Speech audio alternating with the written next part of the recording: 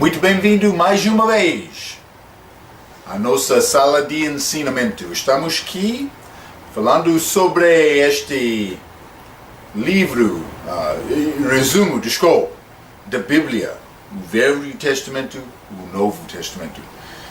Já falamos sobre os primeiros 5 livros da Bíblia, a lei, mas por resumir estes primeiros 5 livros, chama isto a lei, mas era livro Gênesis, Êxodo, Levítico, Números e Deuteronômio. Então, falamos também sobre os primeiros 2 livros da parte chamada livros históricos.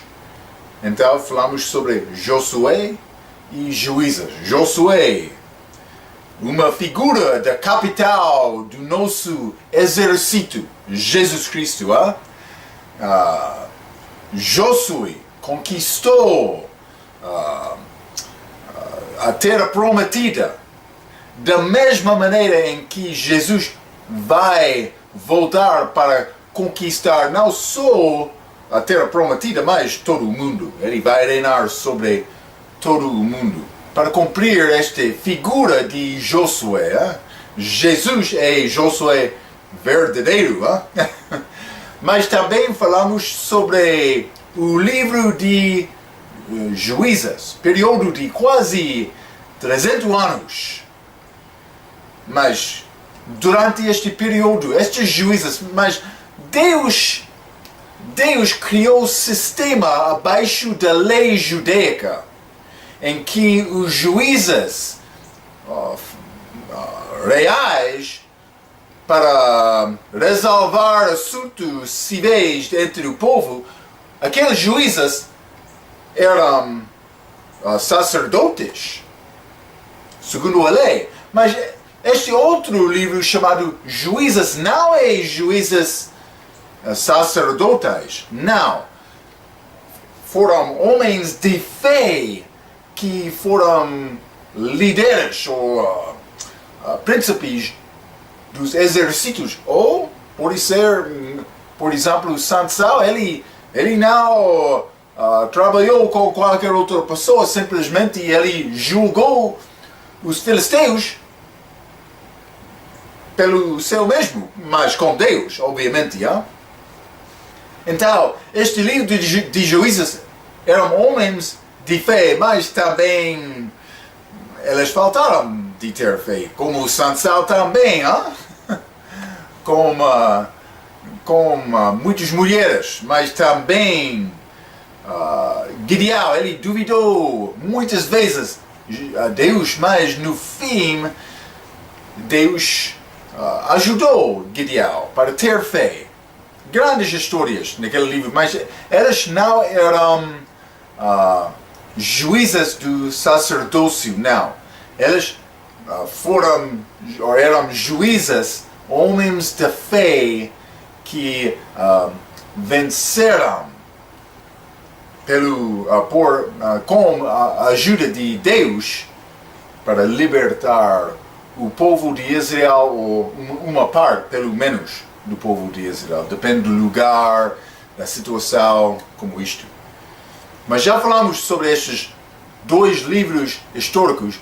Vamos continuar na página 15 do nosso estudo com estes livros históricos, com este livro de Ruth. Vou começar por ler, mas antes disto quero dizer isto. Há só 2 livros da Bíblia nomeados segundo uma mulher. Ruth é o primeiro, o outro é Esther. É interessante. Neste livro de Ruth, achamos uma mulher gêntia. Esta palavra gentio, ou gentia, significa uma pessoa que não é do país de Israel. Então, mas estamos a falar sobre toda esta história de Israel, mas Ruth era moabita, outro país, mas ela casou-se com marido israelita de Israel. Então, este primeiro livro da Bíblia nomeado nomeado por uma mulher, ok? Então, marido judeu, mulher gentía, moabita. Mas outro livro, Esther, tem mulher judeia e homem gentio. Outro rei de Médio Persa, outro país, muitos anos atrás, ou depois do livro de Ruth e esta história. Mas, simplesmente queria dizer isto, estes dois livros, nomeados depois de uma mulher, segundo uma mulher, o primeiro, marido judeu, mulher gentía, outro, marido gentio e mulher gentía, israelita. Ok. Judeia, ok. Mas é gratuito. Página número 15, vamos ler no nosso livro. O livro de Ruth situa-se no livro de Juízes, ao mesmo tempo. Vamos ler Ruth, capítulo 1, versículo 1, simplesmente para mostrar-te este era, período de tempo. Ruth, capítulo 1 e versículo 1. E sucedeu que, nos dias em que os juízes julgavam, houve uma fome na terra. Por isso, o homem de Belém, de Judá, saiu e peregrinar nos campos de Moabe, ele e sua mulher e seus 2 filhos. Mas nos dias em que os juízes, não sacerdotes, mas estes juízes do livro de Juízes, julgavam. Ok, é este período. Então, vou começar novamente. O livro de Ruth situa-se no livro de Juízes. Apesar de prevalecer a apostasia e infidelidade da nação judaica, este livro mostra que existiam indivíduos vivendo vidas santas que procuravam seguir a palavra de Deus e não o que parecia bem aos seus olhos. Lembra-te, este livro de Juízes acabou dizendo: todos os homens procuravam o que parecia bem aos seus olhos, mas não esta família, não esta mulher Ruth, mas Gentia também.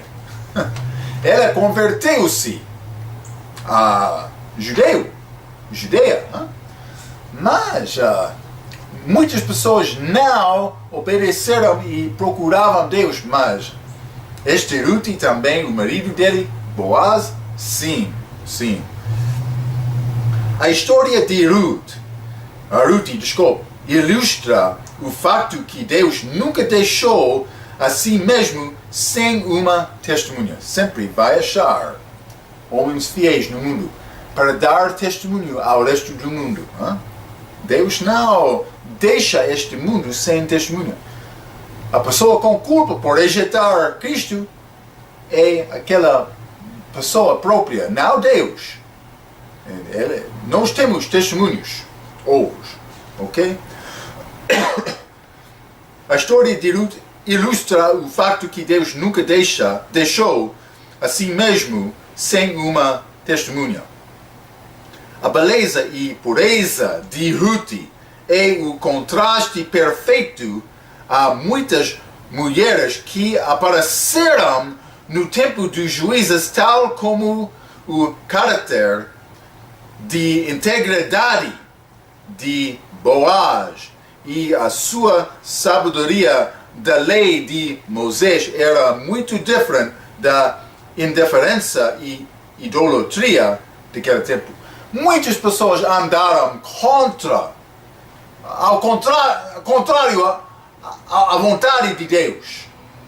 Mas não este homem Boaz, ele entendeu bem esta lei. Por quê? Mas por ter fé. por ter fé na palavra de Deus. E Ruth, sendo gentia, mas procurava entender e conhecer Deus com grande força. Neste livro é escrito. É pouco triste. Aquela família, Elimeleque, significado Deus é o meu rei. Mas também esta mulher dele, Noemi, desculpa, não sabe bem a palavra portuguesa que mostra o significado do nome dele, hein? Mas é agradável. O significado de Noemi é agradável. Então, mas elas saíram Belém. Belém tem significado casa de pau durante o tempo de fome para viajar a Moabe. É muito triste. Elas deixou a vontade de Deus. Deus queria-lhes ficar lá e confiar nele, mas elas rejeitaram a vontade de Deus por deixar aquele lugar procurando pau em Moabe, outro país gentil, fora da vontade de Deus. Então, mas Elimeleque, os filhos delas, de Noemi e Elimeleque, elas morreram no outro país estranho, desculpa. Então, mas depois disto, Noemi voltou com Ruth. E Ruth, ela já perdeu o primeiro marido dela, mas Deus deu-lhe outro marido, Boaz, homem fiel. Algumas pessoas, e também foi uma grande combina com aquela mulher e Boaz queria seguir esta lei mosaica, mas também Ruth estava a procurar aquela lei. Uma grande história de amor de duas pessoas em Deus. Amor em Deus é melhor, sempre. Mas vou deixar por ler aquele livro, mas tem muito significado daqueles nomes. Ok, vou continuar por ler. O segundo parágrafo, abaixo da página 15. O ponto máximo para o qual todo o livro se dirige é o nascimento de um bebê em Belém, a Boaz e a Ruth. Este bebê providencia a ligação vital entre os juízes e a vinda do rei Davi e, eventualmente, o Messias. Esta genealogia, Ruth, Boaz, elas tinham filho Obed, mas também outro filho Jesse, então Davi. Mas muitos anos atrás, genealogia de Davi, os reis de Israel, mas chegou o Messias, Jesus Cristo, nesta mesma genealogia. Uma história muito bonita, hein? Ok, eventualmente o Messias, o nosso Senhor Jesus Cristo. Ruth foi o bisavô do rei Davi. Boaz era o filho de Rabi. Lembra-te, Rabi, esta prostituta da cidade de Jericó. Mas a primeira cidade destruída depois de entrada de Josué na terra prometida. Este Rabi tornou-se, também era gentia, fora do país de Israel, mas que converteu ao judaísmo. Ela tornou-se judeia. Então, mas ela casou-se com outro homem e o filho deles foi Boaz. Lembra? Por jantar na mesa daquela família durante aquela era. Penso que Rabi sempre falou sobre a graça de Deus por receber esta mulher prostituta. Também que era gente fora de Israel, mas a maneira de ser salvo daquela destruição daquela cidade. Mas também Ruth falou sobre este tempo de fome e perder tudo, mas a pobreza dela e a sogra dela, a Noemi, voltando a Jerusalém, a Belém, Judeia. Então, encontrando-se com Boaz, este homem. Penso que a comida durante o tempo do jantar delas fora mais doce por causa da fé delas. Penso que sim. A vida rica delas, vida cheia de riquezas espirituais. Deus usou estas mulheres, pecadoras, gentias, fora de Israel. Mas Deus usou estas mulheres. Vou continuar. Boaz era o filho de Rabi, a prostituta, encontrada em Jericó nos primeiros capítulos do livro de Josué. Assim, Ruth de Moabe e Rabi de Canaã são ambas encontradas na linha genealógica de Jesus Cristo. Mateus capítulo 1, versículos 5 e 6. Duas gentes entre todos esses judeus lembram-nos que Jesus veio para providenciar a salvação para ambos os judeus e gentios. Elas rejeitaram Cristo no dia dele, mas ele veio para salvar não só os judeus, mas gentios também, mas elas não reconheceram, elas disseram que nosso Messias vai ser judeu puro. Elas não reconheceram que foram gentios na linhagem de Cristo. Vamos ler Mateus capítulo 1. Mateus capítulo 1. Vou começar no versículo 1, vou ler até versículo 6. Livro da geração de Jesus Cristo, filho de Davi, filho de Abraão, primeiro judeu. 2. Abraão gerou a Isaac, e Isaac gerou a Jacó, e Jacó gerou a Judá e a seus irmãos. E Judá gerou de Tamar e a Perez, e a Zerá, e Perez gerou a Esrom, e Esrom gerou a Arau, e Arau gerou a Aminadab, e Aminadab gerou a Naasson, e Naasson gerou a Salmão. 5. E Salmão gerou de Rabi a Boaz, e Boaz gerou de Ruth a Obed, e Obed gerou a Jesse, e Jesse gerou ao rei Davi, e o rei Davi gerou a Salomão. Daqui foi mulher de Urias, outro gentil. É interessante, hein? Interessante. Estes gentios, na linhagem de Cristo, está a mostrar que Jesus veio não só por os judeus, mas por os gentios também. Esta história é muito bonita. Hein? Então, capítulo abaixo da página 15, capítulo 1 tem a família de Elimeleque a partir de Belém e a volta de Noemi e Ruth. Capítulo 2 tem o encontro de Boaz, da família de Noemi e Ruth no campo de Boaz. Ela foi muito pobre, mas ela sofreu por causa da pobreza, mas ela trabalhou com toda a força dela. E Boaz, ele observou isto, pensando, esta mulher está a trabalhar bem.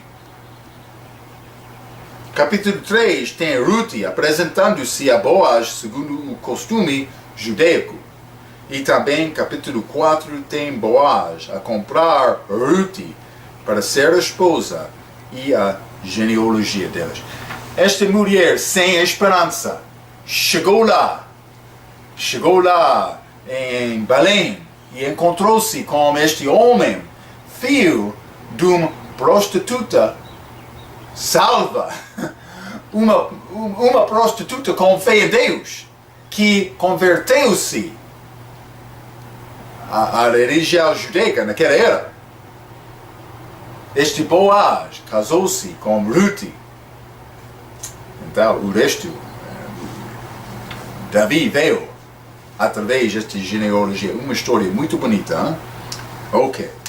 Vamos continuar na página 16. Hein? 1 Samuel, o livro que segue, Ruth. Este livro continua com a história da nação de Israel sobre a qual o livro de Juízes se baseava. Este registra a transição da história de Israel, onde os juízes regiam para o estabelecimento da monarquia, governado pelo rei, ok?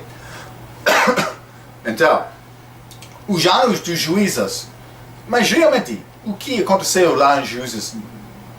Deus deu sistema aos judeus. Esta lei com sacerdotes foi uma maneira para viver abaixo de Deus, convém a Deus, segundo este sistema de ofertas, este sacerdócio. Então, mas estes juízes não foram mandados de Deus simplesmente por causa do pecado do povo. O povo sofreu. Estes juízes responderam para ajudar o país.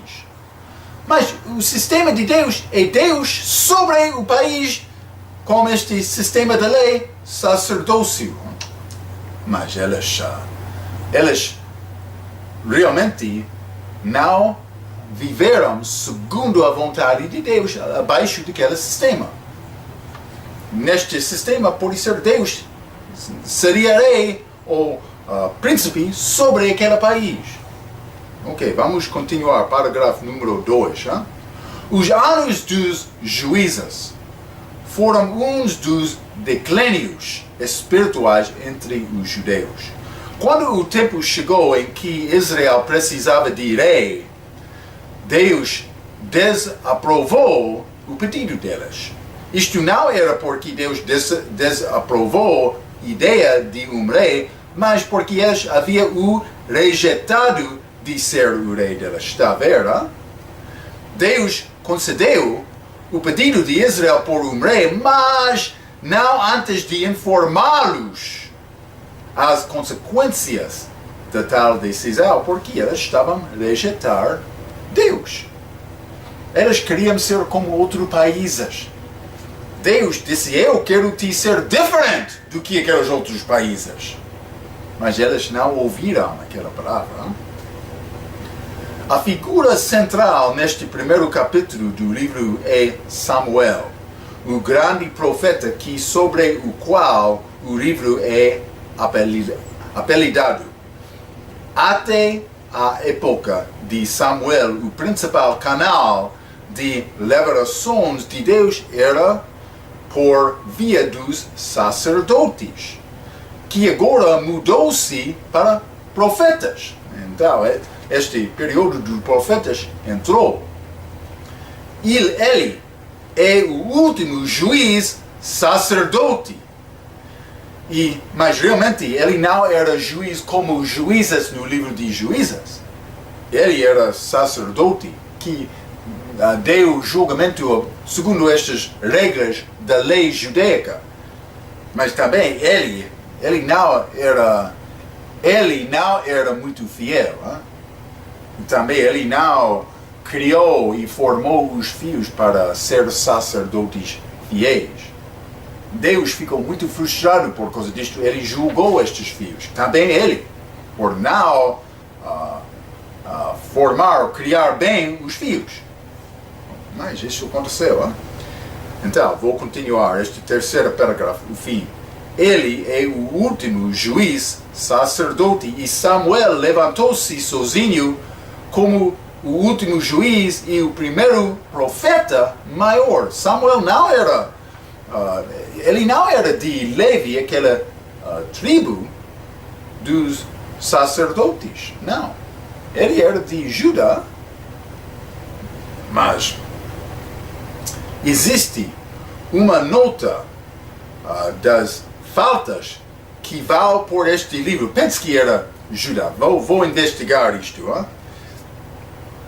Porque, mas vamos, não era Judá. Vamos ler 1 Samuel. Desculpe. 1 Samuel. Houve homem de Rama, capítulo 1, versículo 1. Houve homem de Ramataim Zofi, da montanha de Efraim, na Judá, Efraim, cujo nome era Elcana, filho de Jeroal, filho de Eliú, filho de Tol, filho de Zufi, Efrateu. Então, Efraim, outra tribo de Israel. Ok, desculpe. Então, no meio da página vou continuar por ler. Existe uma nota das faltas que vale por este livro. Durante ele, o sacerdócio afundou muito. Saul, o primeiro rei reconhecido em Israel, deixou de obedecer a Deus e sofreu toda a sua vida por causa disto. Mesmo o grande profeta Samuel falhou por não treinar ou por criar seus filhos num caminho correto e foi em parte responsável pela mudança na monarquia em Israel. Estas faltas fornecem um elemento muito prático para o livro como um exemplo e aviso nas nossas vidas, como também manifestado o perfeito que nunca falhou, o Senhor Jesus Cristo. É um aviso para nós. No fim daquele livro, então, sempre os sacerdotes tinham tarefa para trabalhar. Depois de dar a oferta, foi necessário preparar outro, porque aqueles sacrifícios de animais não podiam tirar pecado. Só perdoar pecado, mas não completamente, não pecados futuros. Mas Cristo, Ele ofereceu-se uma vez só. Ele pagou por todos os pecados, passados, presentes, futuros. Depois de acabar, Cristo voltou ao céu, ao céu e sentiu-se à destra de Deus. Ele diz. Mas, não, ele nunca devia sentir-se, porque ele sempre tinha trabalho. Mas naquele livro achamos, ele sentiu-se naquele tempo. Está a mostrar-nos a maneira da obra infiel dele. Ele não trabalhou de uma maneira fiel, não. Infiel. Também os filhos dele não foram formados bem, hein? Não. Eles seguiram o exemplo do pai deles. Mas isso não sempre acontece, mas aqui sim. Ok, então, vou continuar. Quem realmente escreveu este livro é a dúvida de alguém. Porque os eventos enquadrados vão até após a morte de Samuel. Obviamente ele não foi o autor, mas por ser ele escreveu uma parte, pelo menos, deste livro. Não sei exatamente, a Bíblia não diz. Mas é possível ele escreveu uma parte, mas não todo o livro. Como a morte de Davi não é registrada em 1 ou 2 Samuel, ele ou um dos seus profetas, Gade, Natal, por exemplo, 1 Crônicas 29, é provavelmente o autor. Vamos ler, 1 Crônicas 29 e versículo 29.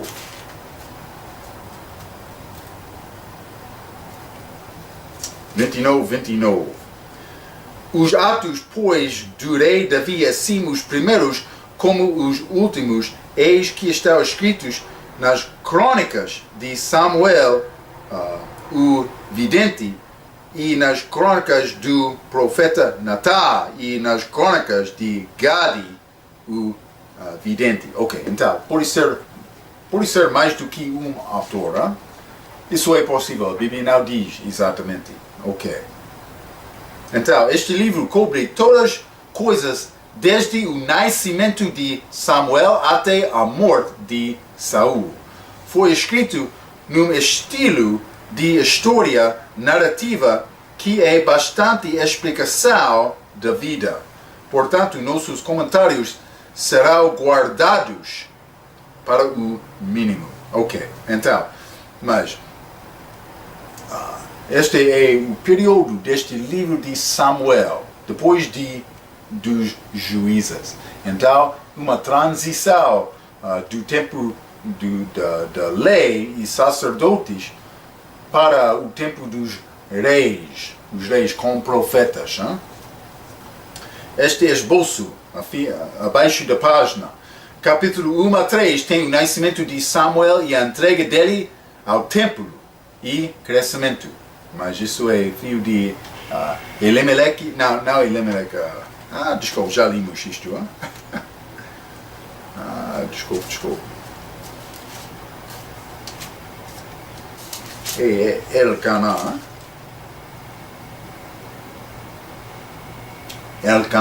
Elcana, também de Aná, mulher dele. Então, Samuel foi dado por causa da oração e a fé de Aná. E ela deu Samuel a ele para crescer lá no templo, para crescer com as coisas de Deus. Então Samuel tornou-se homem muito fiel em Israel naquela altura. Capítulo 4 a 7 tem Samuel como juiz no lugar de Eli. Samuel era também profeta. Capítulo 8 a 12 tem Israel a pedir rei. Saul foi escolhido como aviso de Deus por Samuel. Capítulo 13 a 15 tem Saul rejeitado por desobedecer Deus e o egoísmo de Saul. Ele queria a glória. Ele não, como Davi, homem fiel, ele adorou Deus muito, mas não Saul. Saul queria adorar o seu próprio.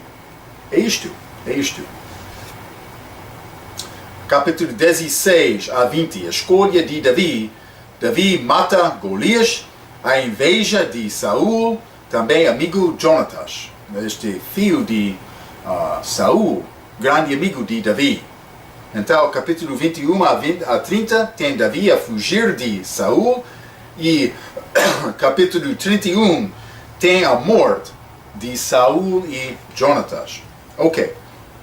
Então, há algumas lições deste livro, mas, primeiramente, é necessário servir Deus da maneira que Ele ordena. Só, na outra maneira. Ele falou com Saul como rei para destruir Amaleque completamente. Todos homens, mulheres, crianças, gado. Mas o que aconteceu? Saul voltou com vitória, mas ele não destruiu tudo. Ele voltou com gado. Ele disse para Samuel para oferecer a Deus, ao teu Deus. Não pode ser. Mas também ele voltou como rei de Amaleque. Mas não só isso, as mulheres. O que aconteceu? Ele não obedeceu Deus completamente. Então, devemos entender, é necessário servir Deus da maneira que Ele ordena. Em que Ele ordena. Também, número 2, inveja é o pecado como raiz que pode resultar em homicídio e suicídio. O que aconteceu com Saul novamente, este homem infiel? Ele procurou matar Davi por causa de inveja. Muitas vezes. Porque Davi, ele matou Golias. Então as mulheres de Israel, Davi Davi matou 10.000, mas Saulo 1.000. Então Saulo ouviu isto. Ele está a dar-me 1.000, mas Davi 10.000. Eu tenho inveja contra Davi. Mas ele devia ser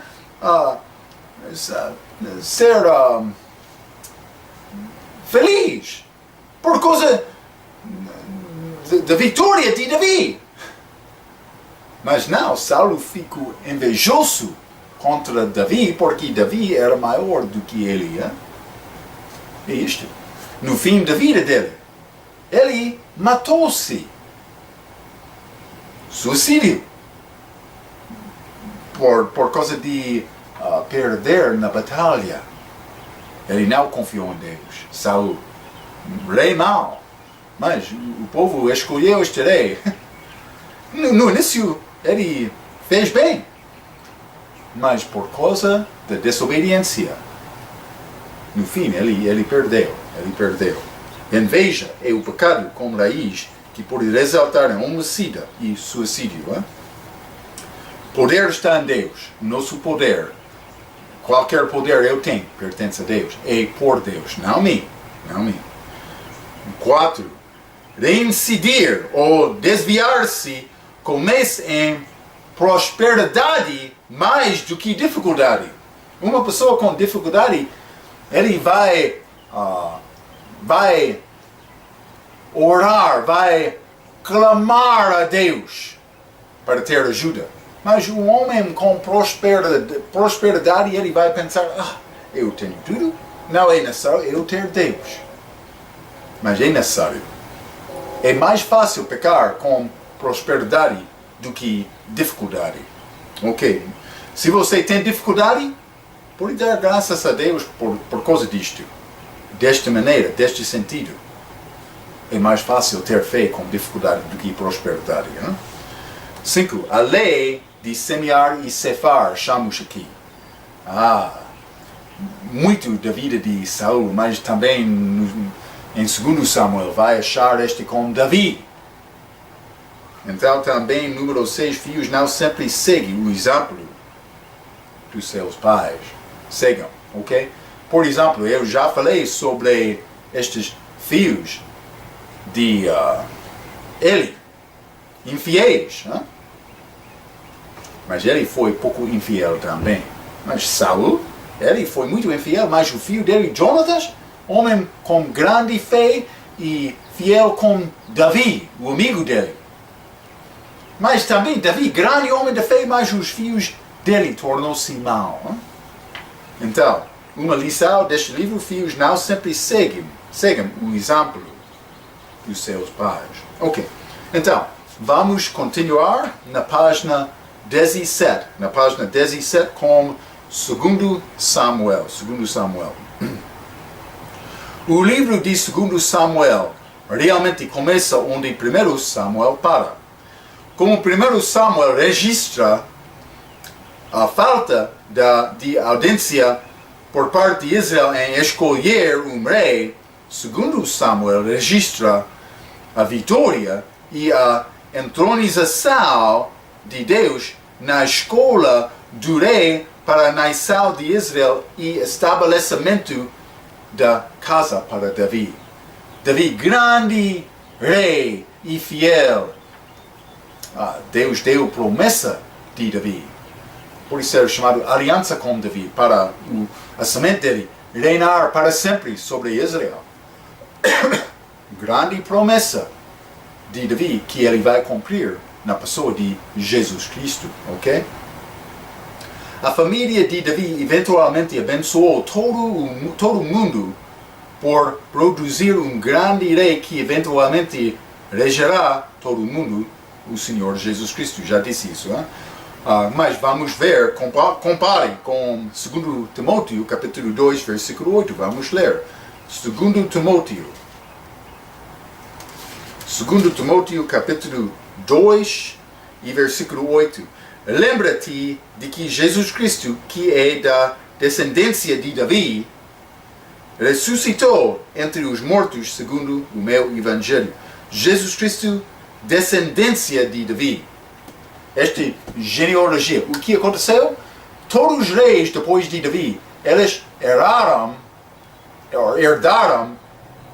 esta posição do rei através do pai deles, no início, rei Davi, mas também Cristo.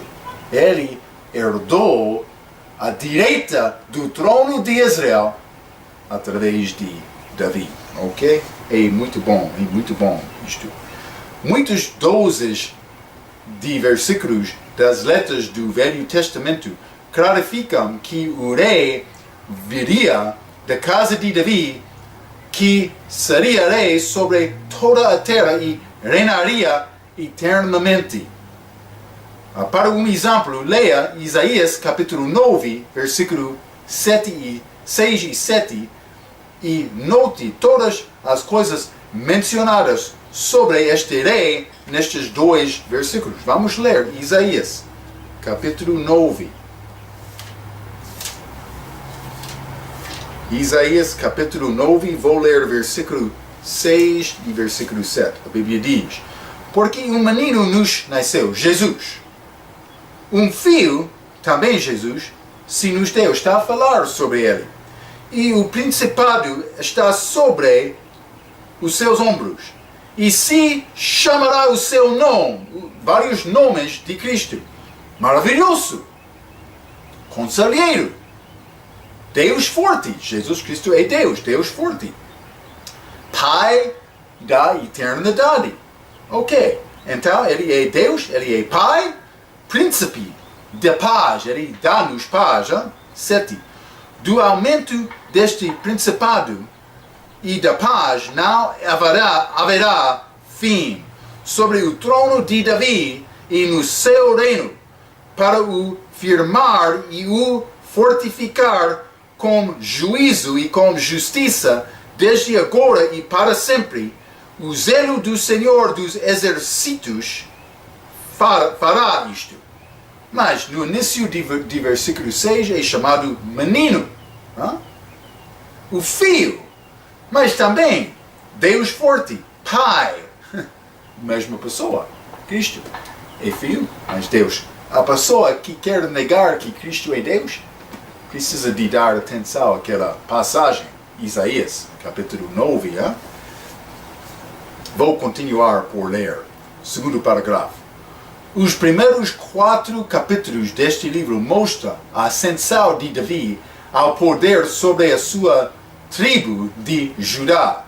Os capítulos a seguir mostram como depois ele vem a ser rei de todas as tribos e discute o seu reino. Davi era um homem segundo coração de Deus. Ele queria a vontade de Deus na vida dele. Não por causa da perfeição de gabar-se, mas por causa de confessar as imperfeições. Ele humilhou-se muito perante Saul, rei. Ele honrou Saul por não matar Saul, tendo oportunidade. Isso é Davi, rei. Ele era um sábio e rei generoso, que juntou as 12 fracas tribos e formou-os na prosperidade. Nasceu poderoso. No fim da vida dele, este país de Israel torna muito forte sobre todo o mundo, mais forte do que qualquer outro. Isso é resultado de Davi. Nenhuma vez ele perdeu batalha, nenhuma vez. Mas ele perdeu batalha na vida dele por pecar. Outro assunto. Mas na batalha, como príncipe do exercício, não. Ele não perdeu batalha. Durante o seu reinado, música, poesia e história espalhou-se pela vida como registrado em salmos. Davi apontou escribas e gravadores de cortes para que os registros nacionais pudessem ser sistematicamente guardados. Ele também começou a preparar a construção do templo, que substituiu o tabernáculo e por muitos séculos foi o centro de adoração judaica, ok? Este templo, Deus não deu Davi a oportunidade de construir aquele templo, porque ele era homem de guerra. Ele disse a Davi, esta construção pertence ao seu filho, mas Davi fez a preparação. Mas Salomão, pelo menos no início, no reino dele, era uma figura de Cristo que construiu o templo, construirá o templo novamente. Hein? É verdade. Hein? Então, na estatura do seu poder, Davi pecou de forma escandalosa e, a partir daí em diante, teve dificuldade com a sua própria família e nação. Já falamos sobre semear e ceifar. Davi é triste, mas durante o tempo de guerra, ele ficou em casa e ele pecou com outra mulher, Batseba. Mas Deus está a mostrar-nos exemplo. Nós pecamos por deixar batalhar. Davi ficou em casa, mas antes disso ele sempre estava em frente da guerra para batalhar, mas ele faltou agora, falhou. Então ele ficou lá em casa e pecou com Batseba. Semeou isto. Ele ceifou também. Problemas com filhos dele. Bebê de Batseba morreu, mas também filhos dele, Amnon, Absalão, pode ser outro filho também. Então, isso foi por resultado do pecado de Davi. Ele ceifou. Grande tristeza na vida pessoal. Mas ele nenhuma vez perdeu a batalha. Mas também ele era um homem segundo o coração de Deus. Sabemos isto. Mas ele perdeu. É triste. Ele perdeu a família dele por causa do pecado.